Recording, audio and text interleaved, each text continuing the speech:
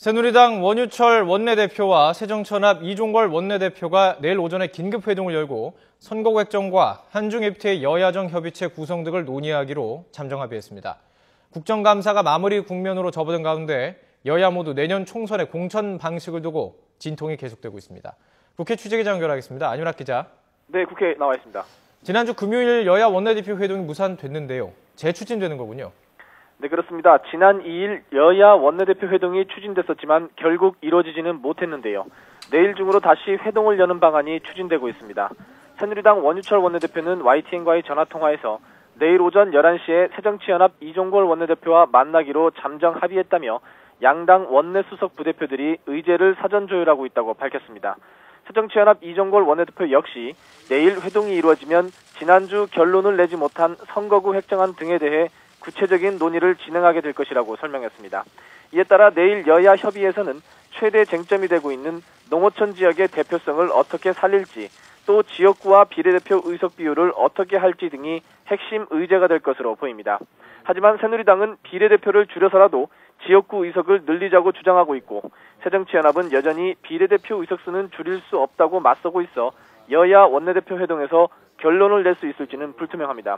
내일 회동에서는 또 한중 FTA 여야정 협의체 구성과 여야가 각각 주장하고 있는 경제활성화 법안과 경제민주화 법안 처리, 그리고 예산안 처리와 관련된 협의도 진행될 것으로 예상됩니다. 새누리당은 내일 공천특별기구를 발족한다고요? 네, 내년 총선의 공천 방식을 두고 극심한 내부 갈등을 겪었던 새누리당이 내일 공천특별기구를 발족합니다. 당론이었던 완전 국민경선제, 여야 동시 오픈 프라이머리 추진이 사실상 어렵게 된 만큼 원점에서 공천 방식을 재논의하겠다는 겁니다. 특별기구 인선 작업을 진행해온 황진하 사무총장이 특별기구 구성안을 내일 오전에 열리는 당내 최고위원회의에 보고할 계획입니다.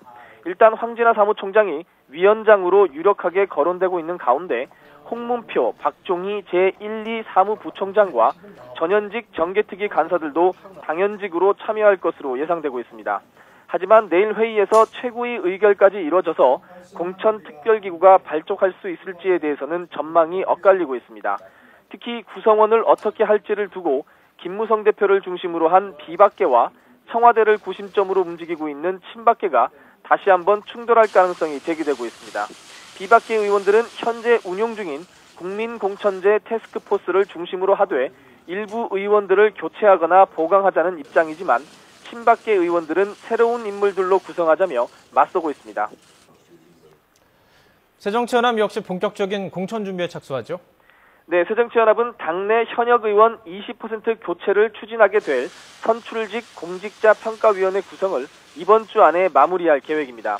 앞서 당내 혁신위원회는 현역 의원 평가를 통해 하위 20%를 물갈이해야 한다고 제안했는데요. 평가위원회가 구성이 되면 현역 의원들에 대한 본격적인 공천 물갈이 작업이 시작될 것으로 예상됩니다. 이와 관련해 새정치연합 핵심 관계자는 이번 주 안에 평가위를 출범시킬 수 있도록 준비하고 있다며 조은 동국대 명예교수가 위원장을 맡게 될 가능성이 높다고 밝혔습니다. 하지만 위원장 인선을 두고 잠시 잠잠했던 야당 내 계파 갈등이 다시 불거지는 것 아니냐는 우려도 나오고 있습니다.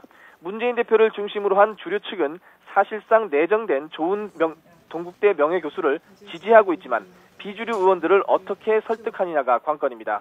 비주류 의원들은 조 교수가 친노 진영에 유리했던 지난 2012년 총선 공천 당시에 외부 위원이었다며 반대 의견을 펴고 있어 평가위 최종 구성까지는 난항이 예상됩니다. 지금까지 국회에서 YTN 안윤학입니다.